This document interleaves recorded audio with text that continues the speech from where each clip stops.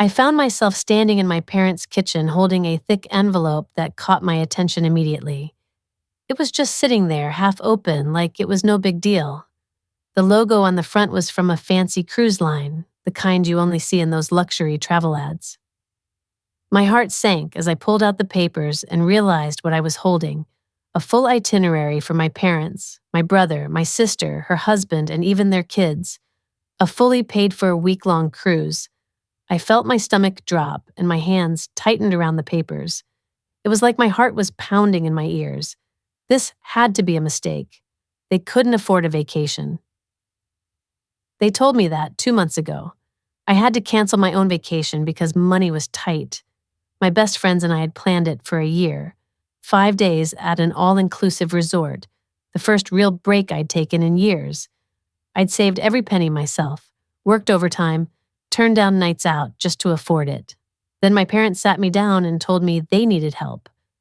My sister was struggling, childcare was expensive, and she really needed to pick up extra shifts. They couldn't afford to hire a babysitter, and they just needed me to step up for the family. And the money, well, things were rough. It wasn't responsible for any of us to take vacations right now, my mom had said, shaking her head. We all have to make sacrifices. So I canceled. My friends were disappointed but understood. They went without me. Now, standing in my parents' kitchen holding proof that they had lied to my face, I felt something inside me snap. They hadn't just gone on vacation. They had gone without even telling me. No one had mentioned it, not once. My brother had texted me that morning about borrowing money to fix his car. My sister had asked if I was free for babysitting next weekend.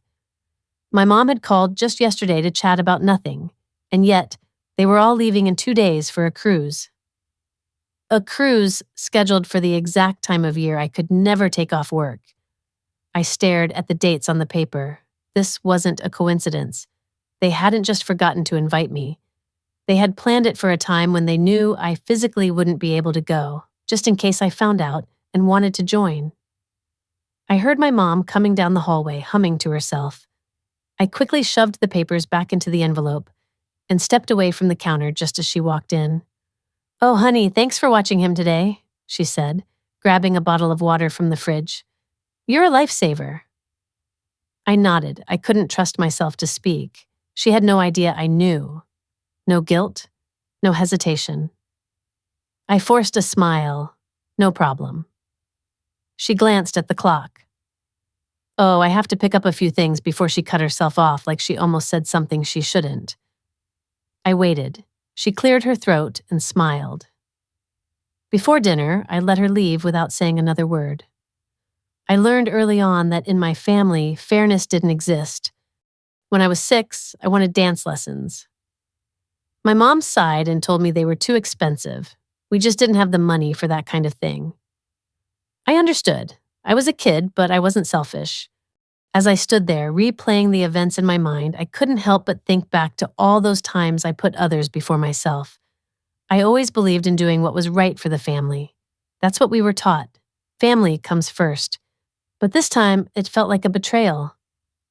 It was like a punch in the gut, realizing that they'd planned this trip, knowing full well that I'd be left out. They'd orchestrated it perfectly down to the timing when I couldn't possibly join them.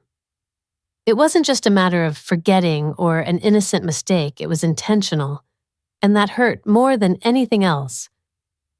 I kept thinking about all the times I'd sacrificed for them, putting my own needs and wants on the back burner. Like that vacation I had to cancel, the one I'd been looking forward to for so long. My friends were so understanding, and I tried to brush it off, telling myself it was the right thing to do. But now, it felt like all those sacrifices were for nothing. It was like they didn't even see me as part of the family, or at least not as an equal member.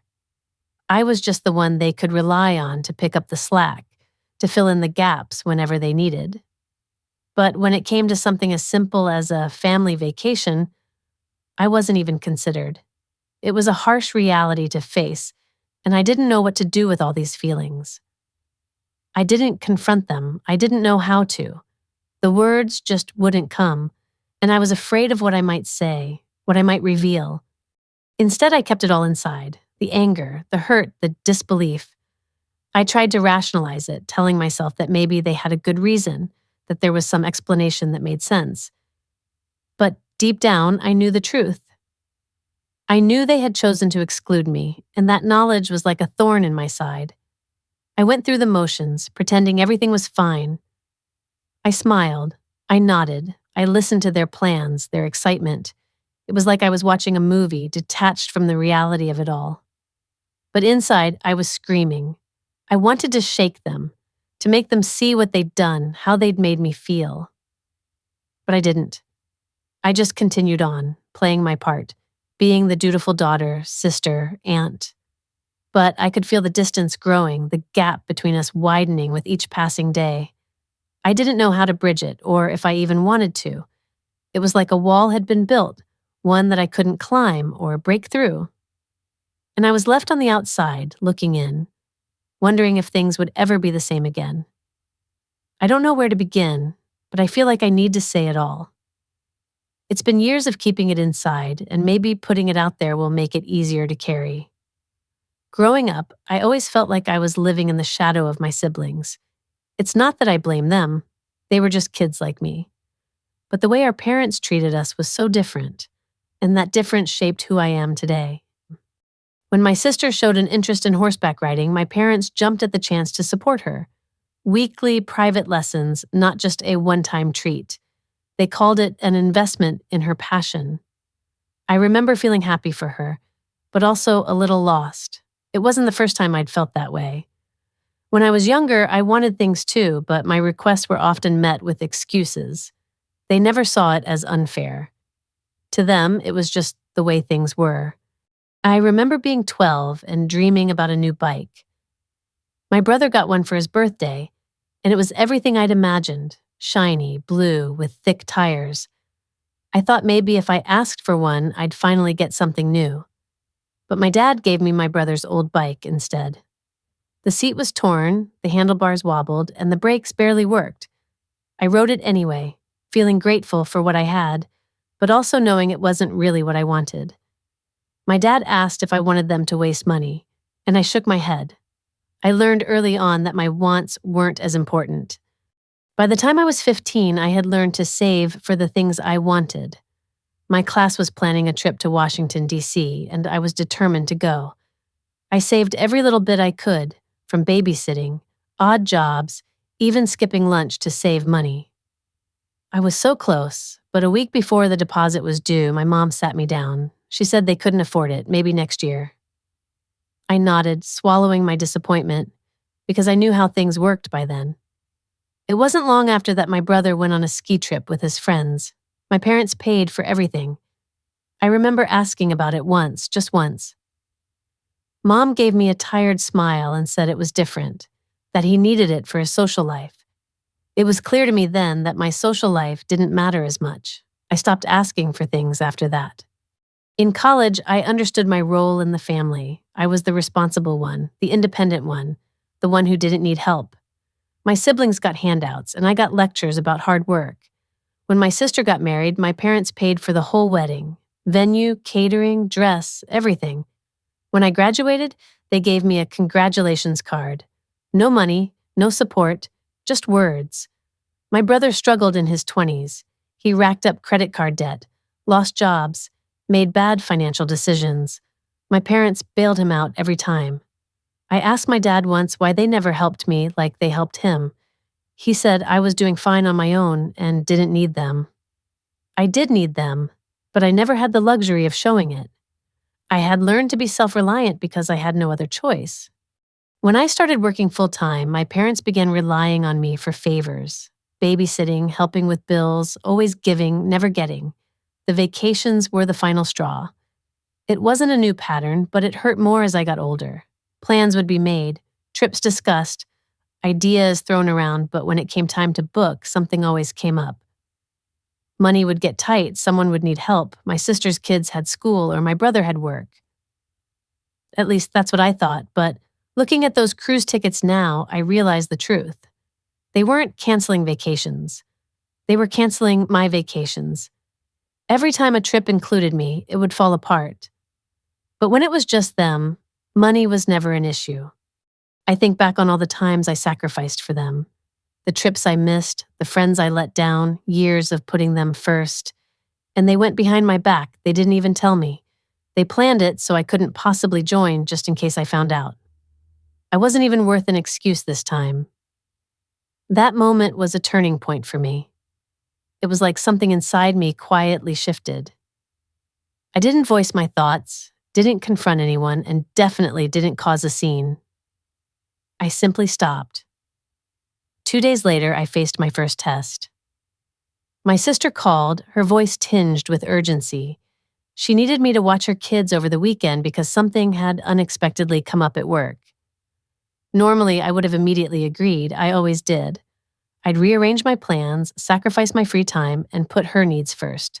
But this time, I simply said, I can't. There was a pause, a silence that felt heavy. What? She asked, genuinely confused.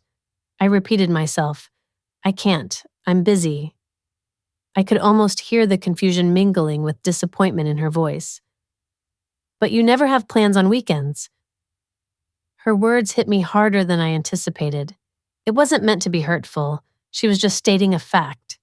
I had always been available. Not anymore, sorry, I replied and ended the call. An hour later, the text began. Mom reached out asking if I was okay, mentioning my sister's surprise that I wouldn't babysit. I replied with a simple, just busy. She pressed on, wanting to know what was keeping me occupied. I didn't respond. I let her sit with the uncertainty. The following day, my brother called. He needed a favor. Could I lend him $100 until payday? I nearly laughed at the irony. This was the same brother who had just returned from a vacation I wasn't invited to. The same brother my parents frequently bailed out while telling me I was managing fine. Sorry, I said, money's tight. There was silence on the other end, a pause filled with surprise. Oh, really? He asked, clearly taken aback. I don't think I'd ever turned him down before. Yeah, I replied. We all have to make sacrifices, right? I could sense his confusion.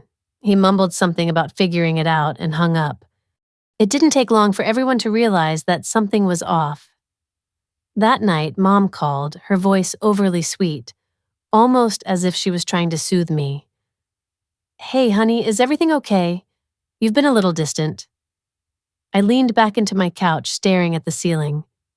I'm fine, just focusing on work. Oh, good, she said, but her words were tinged with doubt. She paused, then added, You know, we missed you this past week. I almost choked on my laughter. They missed me, the ones who went out of their way to ensure I wasn't included. That's funny, I said, my voice light with irony. I didn't even know you were gone. Silence stretched between us, thick and heavy. She had no idea I was aware of everything. Anyway, I continued casually, hope you had fun. I hung up before she could respond. The cracks began to show quickly. My sister struggled without my help. She had to hire a sitter, and suddenly, those extra shifts weren't as lucrative when the cost of childcare was factored in. My brother had to manage his own finances, and he quickly learned the harsh reality of burning through money without a safety net. My parents weren't used to my absence, not answering every call, not being there at their beck and call. I didn't argue with them. I didn't confront them. I just wasn't there, and they felt the void. I knew the exact moment when confusion turned to panic. Mom showed up at my apartment without warning, a rare occurrence. I opened the door to see her standing there, holding a bag of homemade food like a peace offering. Thought I'd bring you dinner, she said, her smile too wide, trying too hard. I let her in, but the silence didn't weigh on me like it used to. I watched as she fidgeted, her eyes scanning my apartment as if searching for evidence of what was wrong with me. Finally, she sighed, her facade cracking. Hey, just tell me what's going on. I blinked, looking at her, feeling a strange sense of calm amidst the chaos. Nothing's going on. I remember that day so vividly. I walked into the kitchen feeling the weight of the last few weeks pressing down on me. There was Jess, my sister, standing by the counter with a look that I couldn't quite place at first. It was an awkward mix of concern and something else. She placed her bag on the counter and started talking, her voice tinged with a nervous energy. "You've been different," she said, trying to sound casual but failing. "You're not answering calls, you're avoiding your family." I just stood there, letting her words sink in. I wasn't avoiding anyone, or at least that's what I told myself. I had been busy, consumed by work and the chaos of everyday life. But there was more to it, and I knew it, even if I wasn't ready to admit it to her or myself. Jess pressed on, asking if I was mad at her. I looked at her, holding her gaze, letting the silence between us stretch out. I wanted her to feel it, to understand that this wasn't just about missed calls or canceled plans. "Why would I be mad?" I finally asked, my voice calm but firm. She hesitated, the color draining from her face as she mentioned the cruise. The one they all went on without me. I could see the guilt written all over her face, a look I'd never seen on her before. She tried to explain, to justify why they went without me, stumbling over her words. They didn't think I'd want to go. I was always busy with work. It was always the same excuse. I listened, letting her words wash over me, feeling the familiar sting of being left out yet again. She said it wasn't personal, but it always felt personal.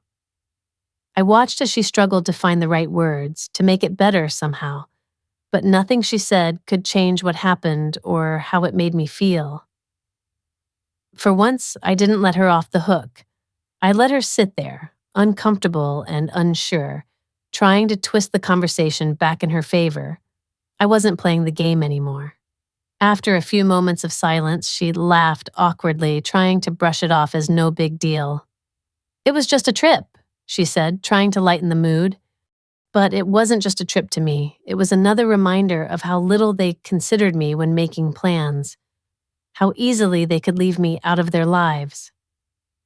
"You're right," I said, surprising even myself with the calmness in my voice. "And now it's just me being busy, just me choosing to put my own life first. Nothing personal." I could see the tension in her jaw, the uncertainty in her eyes. She wasn't used to this side of me, the side that refused to bend to their expectations. She left soon after, trying to keep things light, but I could tell she was unsettled. I guess she must have called Dad on her way home, because the next day, he showed up at my office. I saw him through the glass doors, standing there with his hands in his pockets, waiting for me. It was typical of him, never respecting my boundaries, always pushing his way into my life. I walked past him, heading straight for my car. He called after me, asking me not to be like this, to not be unreasonable. He said Mom was worried sick. I almost laughed at that. Worried about what? That I'd finally started to see things clearly? He tried to convince me that they hadn't left me out on purpose, that it was all just a misunderstanding. But I wasn't buying it. I turned to face him, leaning against my car. "You knew I couldn't take time off work," I said, my voice steady. "You planned it for that exact time. That wasn't an accident." He scoffed, acting as if I was the one being unreasonable. "So what? We were supposed to schedule our whole lives around you," he said, clearly frustrated. "No," I replied, "just not lie to me." That seemed to shut him up for a moment. He stood there, shaking his head, trying to find a way to justify their actions. "We didn't tell you because we knew you'd overreact," he finally said, as if that made it all okay. I smiled, feeling a strange sense of relief. "Right, so the solution was to prove me right," I said, watching as he shifted uncomfortably. He tried to downplay it, saying I was making a bigger deal out of it than it was, that I was always so independent, and they figured I wouldn't care. That part hurt, not because it was true, but because it was the story they'd always told themselves to justify leaving me out. I remember that day vividly, the day everything changed for me. It was like a switch had flipped, and suddenly I saw everything with a clarity that had been missing for so long. It was a confrontation that had been building for years, a culmination of countless moments where I felt taken for granted. I had always been the one they turned to, the one they relied on, but it was never by choice. It was a role I was forced into, and for the longest time I accepted it because I thought that's what family was supposed to do. But the truth was, I was exhausted. I had been carrying the weight of their expectations and needs for so long that I lost sight of my own.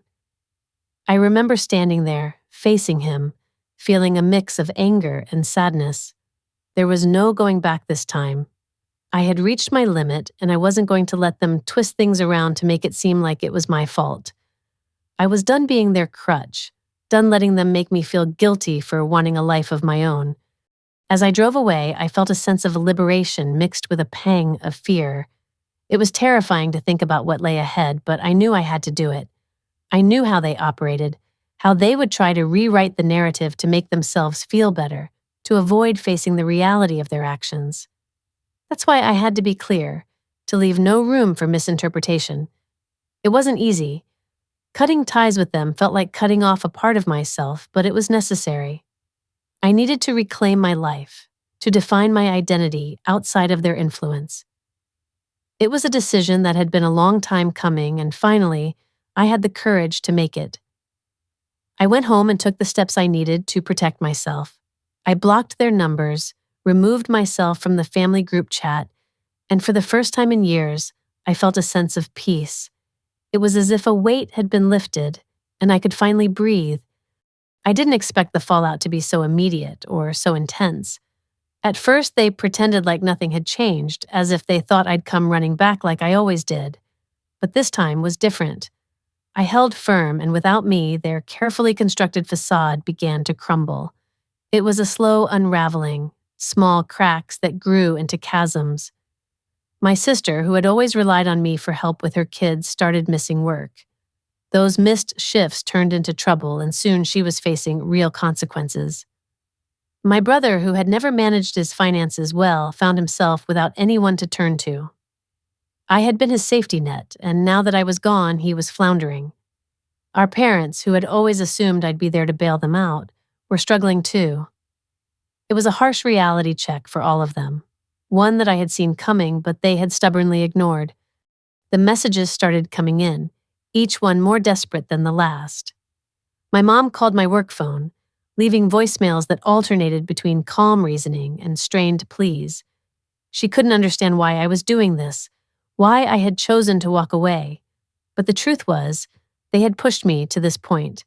I had been giving and giving until there was nothing left for myself. They had taken my sacrifices for granted, assuming I'd always be there.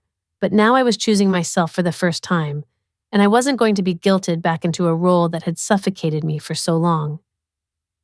It was a decision I had to make, not just for my own well-being, but to finally break the cycle of dependency that had defined our family for too long. As the days turned into weeks, the reality of their situation began to set in. They were forced to confront the consequences of their actions, to see that their reliance on me had been a crutch they could no longer lean on. It was a hard lesson, one that I knew they needed to learn, but it didn't make it any easier to watch. I loved them, despite everything, but I couldn't allow myself to be pulled back into their chaos. I had to stay strong, to hold on to the life I was trying to build for myself. It was a constant struggle, but with each passing day, I felt more certain that I had made the right decision. I was reclaiming my independence, and with it, I was finding a sense of peace I hadn't known was possible. It was a new beginning, and although it was scary, it was also empowering. I was finally free to live my life on my terms, and that was worth everything I had gone through to get here. I never thought I'd be sitting here opening up like this, but sometimes life takes you to unexpected places. I want to talk about something deeply personal, something that's been weighing on me.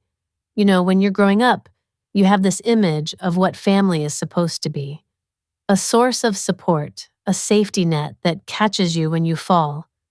I grew up with that belief, but as I got older, I realized that family isn't always what you expect it to be.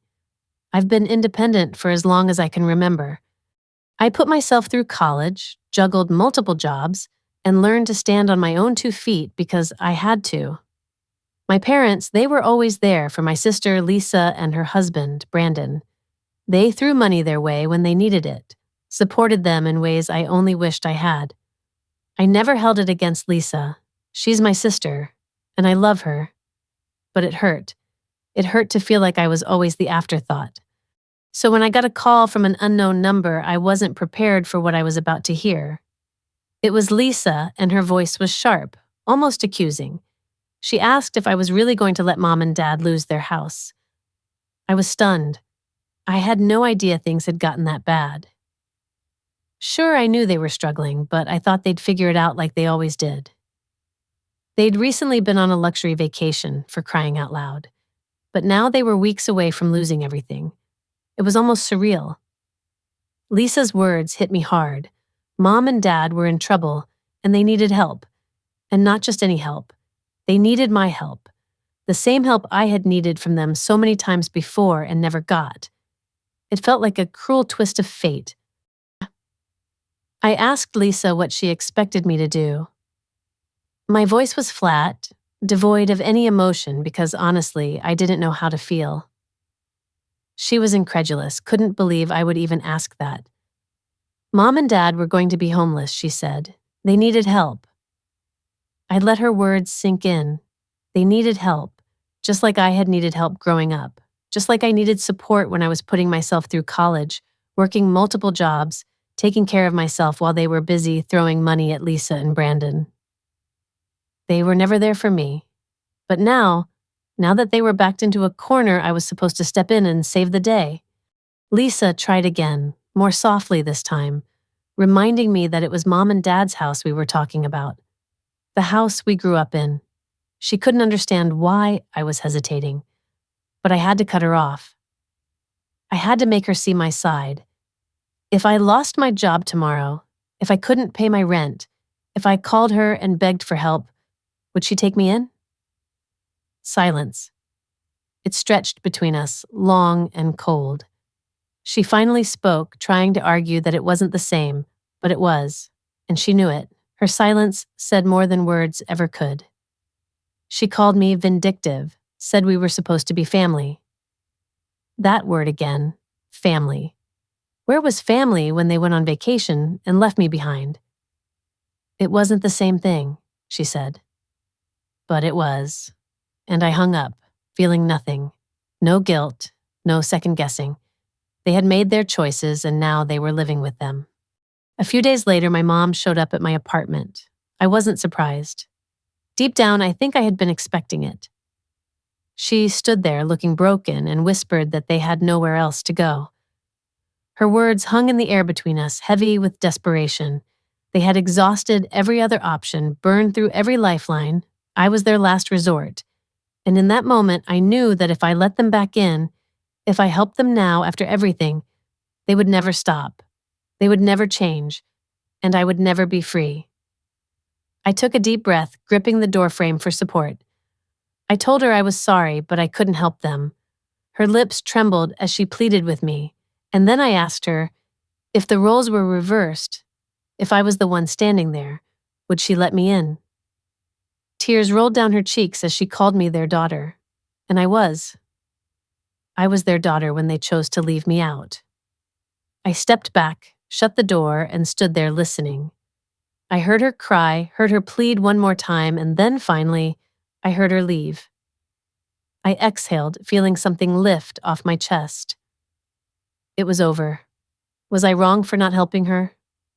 I don't know, but I do know that sometimes you have to make the hardest choices to protect yourself.